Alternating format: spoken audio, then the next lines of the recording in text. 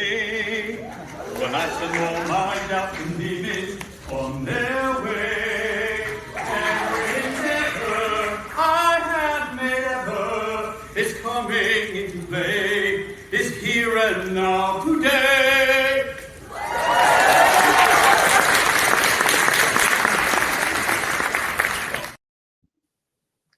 Yes, my friends, and it is today. It is your day. This is the moment where we get to see our next amazing guest. I want to invite to the stage the amazing Dwayne Morton. He is a powerful, inspirational speaker whose life story is a testament to the indomitable human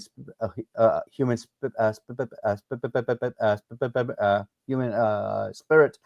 As a former international basketball player, Dwayne understands the crucial role of mental performance in achieving greatness, both on and off the court. However, Dwayne's true journey began when he faced unimaginable challenges.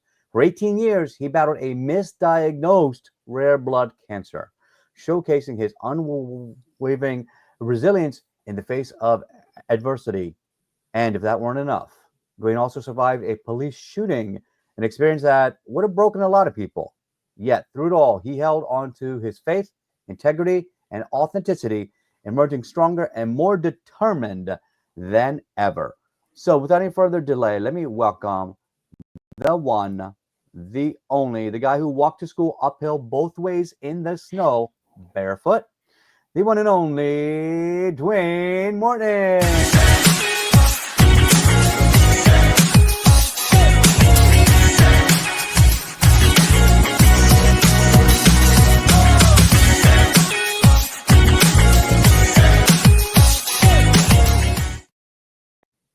Welcome, Dwayne. How you doing, buddy? I'm doing great, man. We're having a possible tornado warning, but I'm good. I'm excited. I'm really excited to get a chance to have a conversation with you. I always want to say I want to thank the listeners, man. Like I just think sometimes people on podcasts don't thank the listeners enough.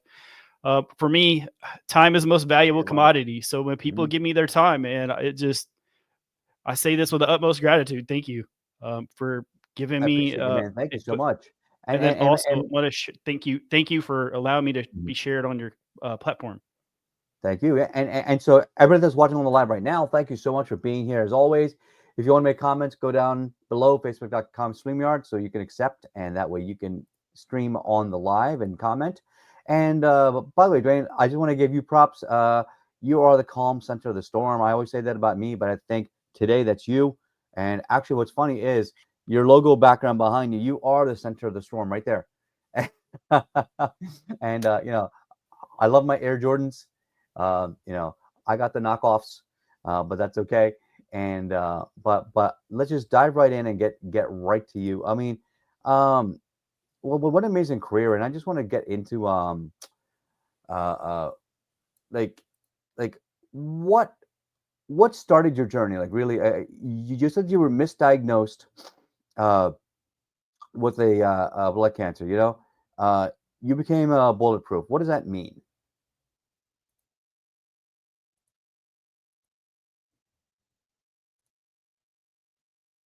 Hello? All right. We are waiting on Dwayne. It looks like he does have a tornado warning there, so perhaps he is having some issues with his internet. We're going to continue moving forward, and we're going to talk a little bit more about mindset, sports mindset in pushing forward through life. And if this interview gets cut off, it is okay. We will bring him back on another day. And I would like to thank everyone for being here and being amazing. It seems like we have lost him. So let's move forward to something else. I want to pass on that. Guess what? We have our issue number 5 and number 6 of the Martialist comic book has come out. Make sure you grab your copy. I'll put the link down below. It's going to be martialist2.com, martialist and the number 2.com. It'll be quick and easy. And I want to say a shout out and thanks to all the great martial arts masters that came out this weekend to the expo. This is our Masters of Hall of Fame awards right there. I don't know if you can read that. Masters of Martial Arts Hall of Fame, Golden Nugget Casino, May 17th, 2025. grandmaster, first time as a grandmaster, Raja Vaidya, and I just show you that,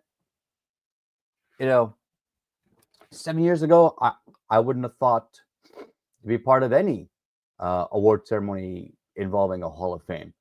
And life has changed so quickly for us. And, there's a lot of things that we can do to show appreciation to show appreciation for that. One thing I would like to do is to reflect. This is our first interview in about 3-4 weeks. As you all know, or maybe you don't know, my mother passed away recently. She passed away April 23rd, and we had the funeral on the 28th. And since then, we have 12 days of doing bhajans, which are like prayer groups, and we sing our songs and hymns, and we meet with people, and we connect with the community. And it was so nice to see how many people came out and supported. And I'm not going to talk really fancy here, just very plainly with you here. We all need someone like that in our lives that has changed and moved things. So here we go. He is back, and we just keep on going. Welcome back, Dwayne. So Dwayne was flying around in his house in the tornado, but he landed on 2 feet. And let's just get back in here. You said that you have a program called You Are Now Bulletproof. Now, Yeah. what does that mean, and how did you come up with that moniker? Man, it's a play on words. Honestly, Yeah. with the shooting, that's how I started that mindset of becoming bulletproof. I'm laser focused. Ever since I found out I was healthy, I was like, my mindset has to be back to what it used to be. And Yeah. what it used to be needs to be 10x. And that's what has happened. And so, that's the reason for the book. That's the reason for the cover, is to have this bullet hole in the middle of this basketball. Is because my soul took a hit. Like the bullet Powerful. missed me. The bullet missed me, but I took a center hit, man. It took my heart and my soul away for a while. And, I was dealing with I was dealing with the diagnosis first, but, it's just one of those things. It's just, it seemed too good to be true to be able to say, hey, I was looking at the bounce back and I was like, how can I use this? And then I'm like, let's have a bulletproof mindset. Yeah, I love it. I love it, and that's right on the head, man. You get the victory bell for that, because you survive. That's something that I mean, people undergo all kinds of trauma in life, but very few can say that they've survived a bullet. And it's. I mean, to me, I've never been shot, and thank God Almighty, like, I don't ever want to be shot, or anybody that I know to be shot, but. Whew, it's such a scary thought to think that still happens out there in the real world, but it does. So, but when you come out of it on the other side, and you start to develop something new as a result of it, it's like you're the phoenix being reborn, and out of the ashes, something positive emerges, and that's what you've done. And not only that, you talked about earlier. You know that I've been a cancer scientist over 26 years. So, and I worked in heme-based cancer malignancies. So, tell me a little bit about you were misdiagnosed with a rare type of blood cancer. So, tell us more about that. Yeah. So in 2006, I was diagnosed with a rare blood cancer. They didn't really know what it was at first. They just knew that it was aggressive. And when it's aggressive, the thing was, my red blood cells were extremely large. They actually thought I had taken steroids. And I was like, look, if I would have taken steroids, I would have taken it, to play basketball. I've been a lot bigger. I would always struggled with weight. I struggled with getting big and strong. I never was that guy. Right. And Yeah. so I was like, if I would have used it, it'd been back in the day. I just never did. I didn't feel like I wanted to cheat myself. And so the doctor, was asking some questions, and, I did go through a sleep test, but it was a home sleep test. And Okay. I don't know what, but I mean, that's what I got. I would have sleep apnea, but like, Okay. that doctor said, hey, this is what you have. And this is what I can't say that like I did not go and get other opinions, right? Right. It was the seventh doctor that decided that I was misdiagnosed. Just sometimes symptoms are Wow. symptoms, and Seven. they're very similar. That was what the doctor explained to me. In 2006, I was originally given 5 years, and through that, I decided, hey, I'm not going to have a wife. I'm not going to have kids. I didn't want anybody else to carry my burden, and so that was the big part of it. I was like, hey, maybe because I accomplished my dream so early, maybe my life is supposed to be shorter. Maybe that was the trade off, and that's the way I kind of lived. I was just floating, man. Yeah. I wasn't. Yeah, I was just surviving. Yeah. Sometimes people say that like when your light burns really bright, it doesn't burn as long. But that's a misnomer. I would say, who said that? Who told you that? Right? Nobody. We just kind of assumed. And so I'm glad you're still here with us and you're out there fighting the good fight, helping people, growing people, and work with them to help change their lives. Now, you know, I want to hear more about this. Like you were a international basketball player. How Yeah, cool is that? Tell me more about that because I remember competing when I was younger. So like we talked about this off the air. Like when I was in my teens and 20s, I competed like internationally in martial arts, and I made the Olympic team. Different life, many years ago, and so I get what that like international competition means. So how did you get into that, and tell us a bit more of those of that journey. yeah. So my basketball journey was I took a different route. It's the Yeah, Robert Frost poem and then some. yeah, There's a smooth path and then there's a long path. I did yeah. not play my last 2 years of high school basketball. Okay, My grandmother passed away. I quit the team, and there was no path. But I felt in my heart of hearts, man, that I was going to play past high school. That was my dream. I knew for somehow, I didn't know how, and so um, I went over there on a mission trip. right. I was extremely fortunate. I played with some really great players. Hmm. Um, and through that, I came back with an agent. An agent just saw some Cool. potential, and he was like, "Hey, I want to help you." And I was looking at teams in Australia, in South Africa, and then of course Europe. So I mean, I was just extremely fortunate, but I felt like I don't even know if I felt like I belonged at sometimes, but I Right. averaged about 8 to 10 points in about 10 minutes a game. So I was shooting. That's what I was going to say. I came off the bench and I was shooting. I was looking to score. I was looking to be very offensive. Hmm. I like it. So you went from like bench warmer to like being a star all of a sudden, and yeah, that must have been exciting and fun. I mean, um uh uh I think that for anybody out there that aspires for greatness, when it comes to you, you accept it. And a lot of us think, oh well, I'm not worthy, or this it's imposter syndrome, and go out there and take it. And Dwayne, you did exactly that. Now, Dwayne, you have a gift that you want to share with everybody. I want to ask everybody about this. So before we forget here, it is down here, the showuptowin.com. They're going to get a PDF. Tell them a little bit more about the features and the benefits. So what they're going to get when they click on that link for you. Yeah. So what I have is I'm creating a community and a course, and it's going to be on the showuptowin.com. But what you do is when you fill out the form for the wait list, I'm Mm-hmm. giving you a PDF for Dwayne's daily plan of attack. And Ah, so what that is the four things that I believe is essential to what you do to live a great life. Number one, gratitude. Number two, self-care. Your number three is going to be movement throughout the day. ah, And then number four is going to be adaptable. And so I go through it like a runner's mentality, and I right. explain why you don't want to focus on the past, why we don't want to focus on the future. But then, the secret sauce is the present. But also I talk about being adaptable and watching your obstacles and stuff. And so I feel like Yeah, if it has a ton of value for that PDF. gotcha. I love it. That sounds great. So make sure you click that link down below. You grab it.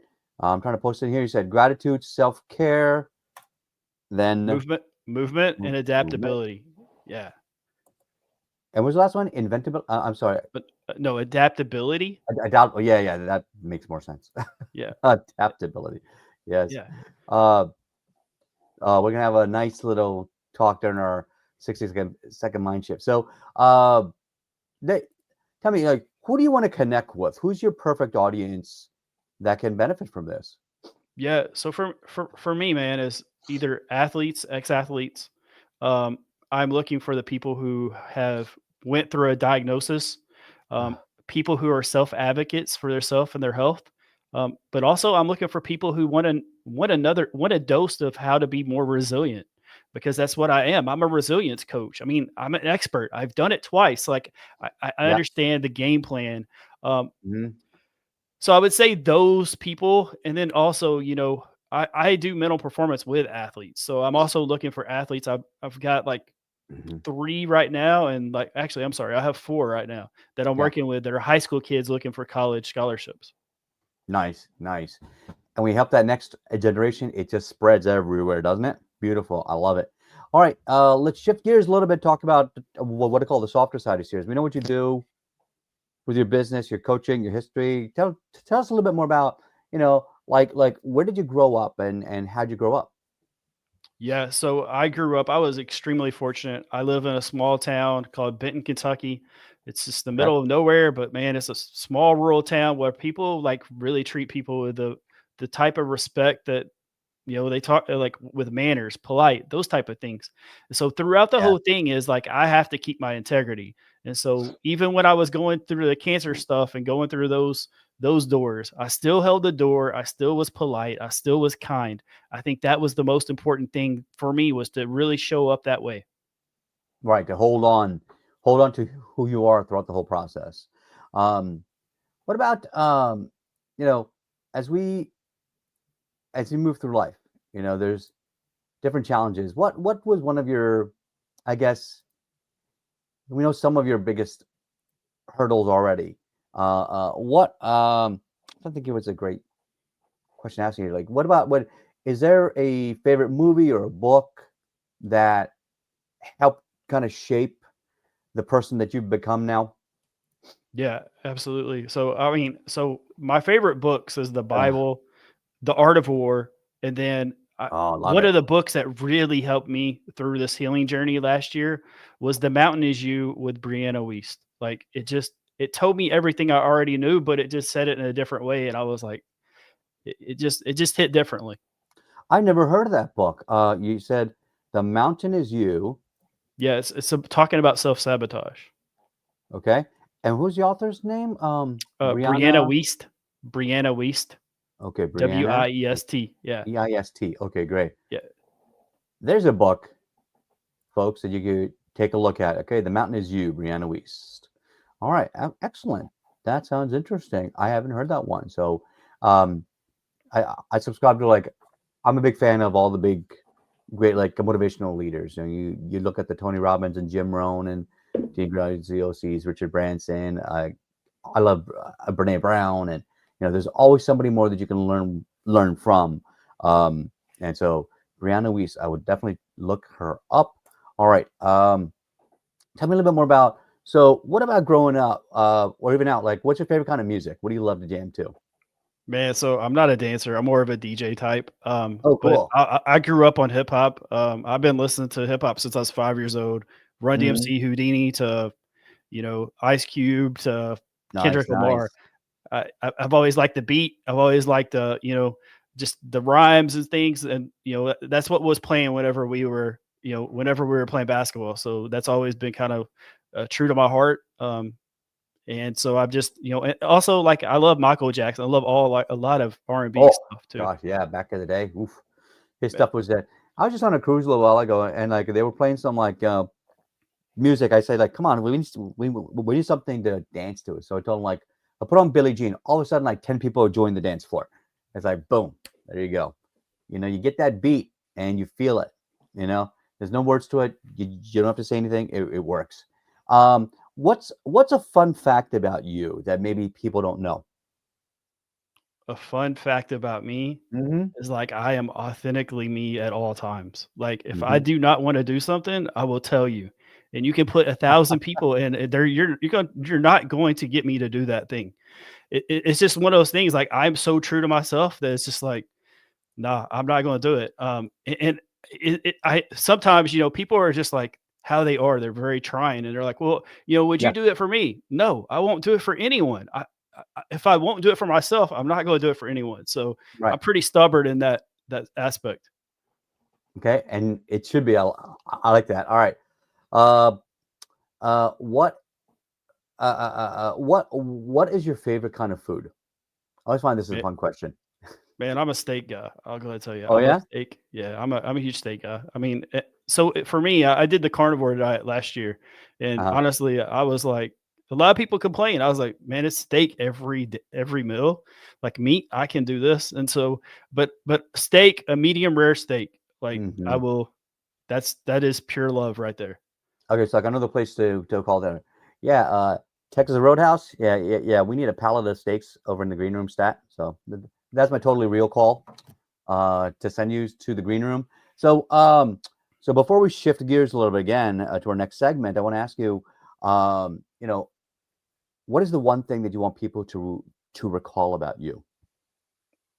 Man, there was times where I didn't give my all, but like ever since that I got my second chance at life, Yeah, man, this foot has been on the pedal and this pedal has been to the floor every I love single it. day. I have lived my life like it was the last day of my life ever since I got myself back on my feet. I do not leave anything. I'm 100% all the time. I love it. I love it. All right. Thank you, Dwayne. You've been amazing. Everybody else that's watching the show right now, give us some thumbs up, give us some hearts so we know that you created some impact for you all out there. And we're going to bring Dwayne right back after this after this next 60-second mind shift. When you throw a rock into a lake, what happens? No, there's a splash. You make an impact, and then you get waves. And then you don't know where those waves are going. Those waves are going past around the reeds, and you don't know where that impact is. So all of you out there, when you're on stage, you don't know where your impact is going to end. It's never going to end. All right, folks. So Dwayne and I were just talking about the really important types of mind shift that we can create. Now, I love what he just said. He wants people to call about him that he's all out. That he doesn't leave anything behind. And I love that concept because even today where I'm feeling I'm congesting, I got allergies or a cold, I'm not sure. Like I feel the pressure behind my eyes, my head. I feel like I just took an hour nap just before we came on the show today. And I feel like I wasn't quite 100%. But you know what? Part of your success, whether it's in the martial arts, whether it's in business, whether it's in your life or your family, is to show up.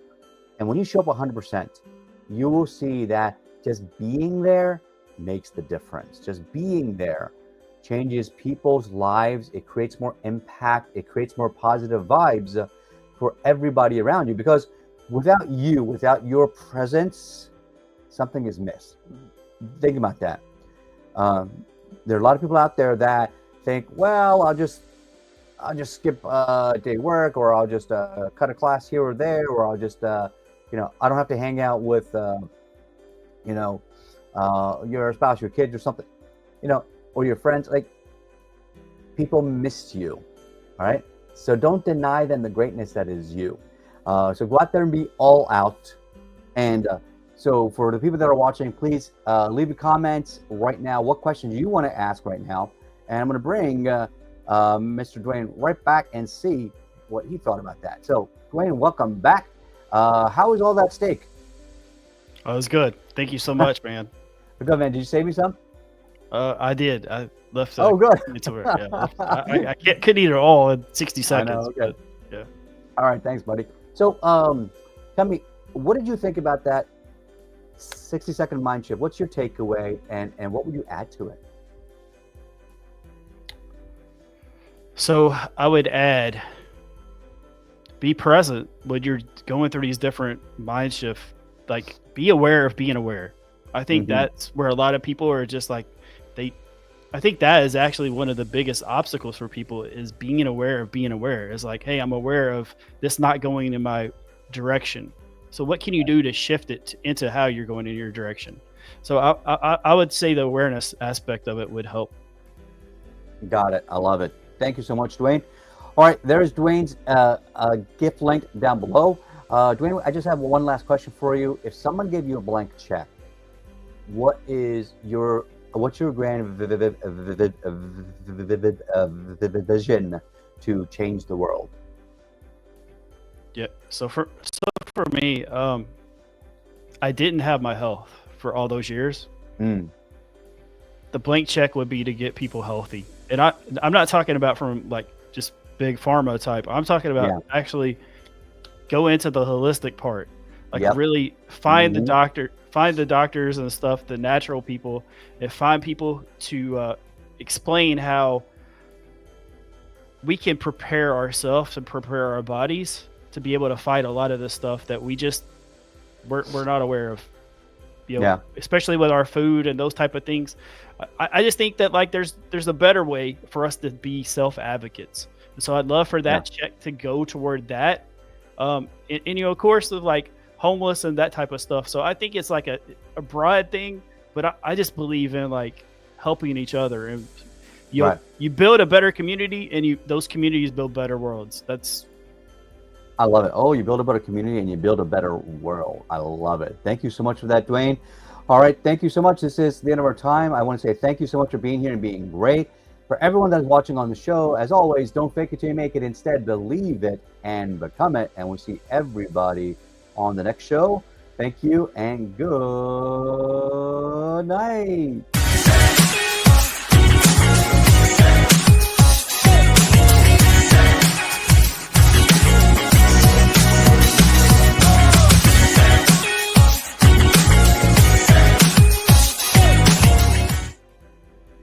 All right. So, real quick, 3 questions for you. Keep them brief and right to the point. Number 1, why do you want to be on the show today?